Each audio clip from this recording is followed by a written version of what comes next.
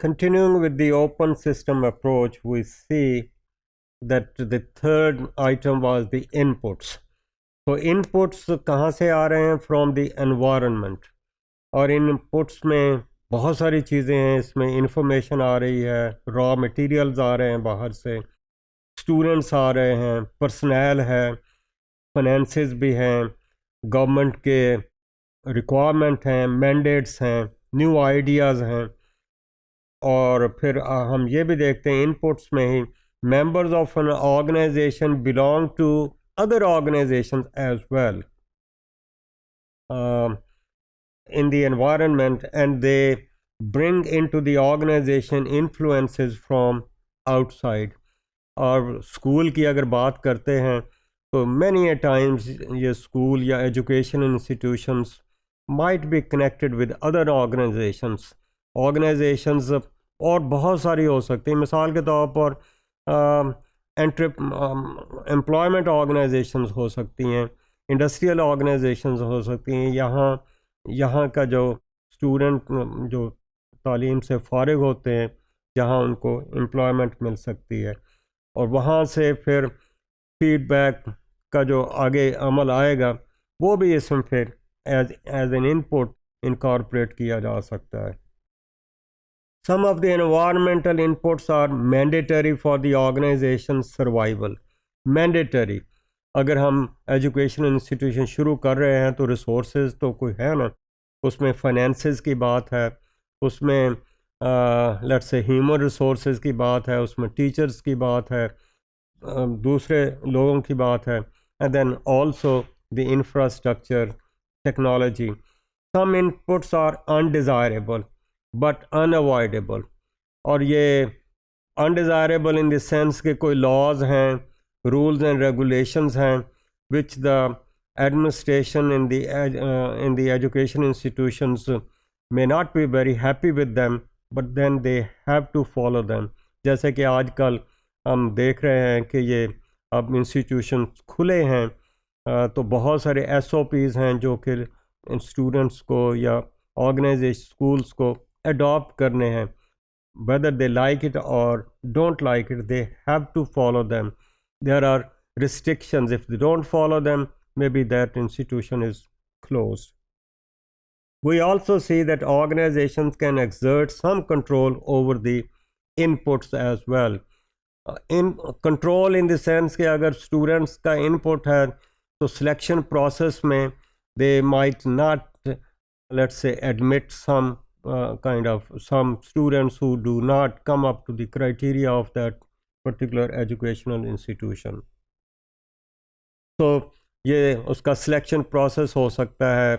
इस selection process में students की सिलेक्शन भी हो सकती है, टीचर्स की भी हो सकती है, और अगर हम बहुत ओपन सिस्टम की बात करें तो वो करिकुला भी अपना बना सकते हैं, करिकुला मटेरियल भी बन सकता है, और टेक्स्ट बुक भी वो अपनी खुद चूज़ कर सकते हैं. Certain positions in the organization are held by personnel who act as buffers or liaison between the organization and its environment. उसमें बहुत सारे आ सकते हैं, just like secretary है, just like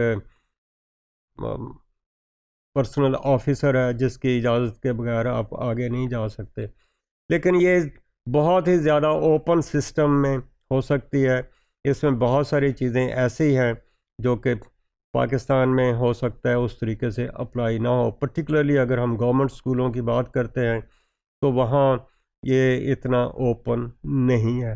प्राइवेट सेक्टर में कुछ ओपननेस हो सकती है, लेकिन बहुत सारी चीज़ें हो सकता है हमारे सिस्टम में एप्लीकेबल ना हो. चौथा जो था कंपोनेंट वो आउटपुट का था.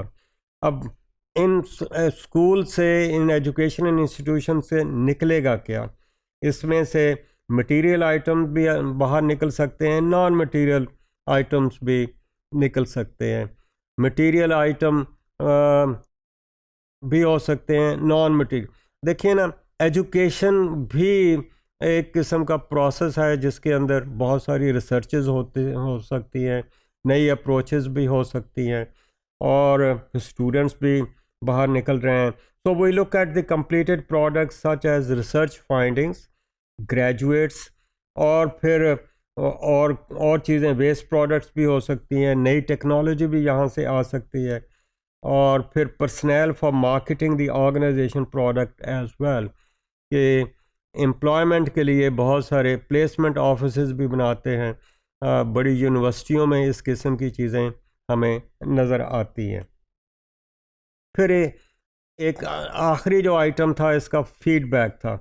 तो organisation constantly adapts to changes and demands in the environment as a result of new information it receives, कि उनकी जो प्रोडक्ट है उसकी मार्केटिंग कहाँ हुई है, कहाँ कहाँ गए हैं, how successful they have been, where they have been working, और वहाँ से फिर फीडबैक आती है. उस फीडबैक के को सामने रखते हुए ये इंस्टीट्यूशन के अंदर जो पर्सनल है उसकी चेंज हो सकती है, टीचिंग का स्टाइल फ़र्क हो सकता है, करिकुलम में चेंजेस आ सकती हैं, लिविंग स्टाइल में फ़र्क हो सकता है, लेट्स से रेजिडेंसेस में फ़र्क हो सकता है, क्लासरूम की अरेंजमेंट में फ़र्क हो सकता है. तो ये फीडबैक का आउटकम है.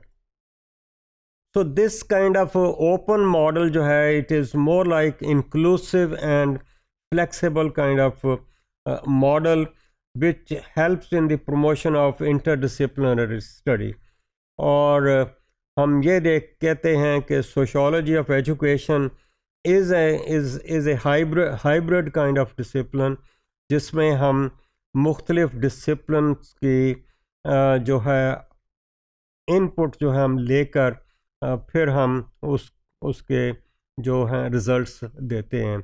इनपुट इसमें लेट्स से साइकोलॉजी का भी हो सकता है, एंथ्रोपोलॉजी का भी हो सकता है, दूसरी सोशल साइंसेस का भी हो सकता है. And this is how it draws upon let's say resources from other disciplines as well.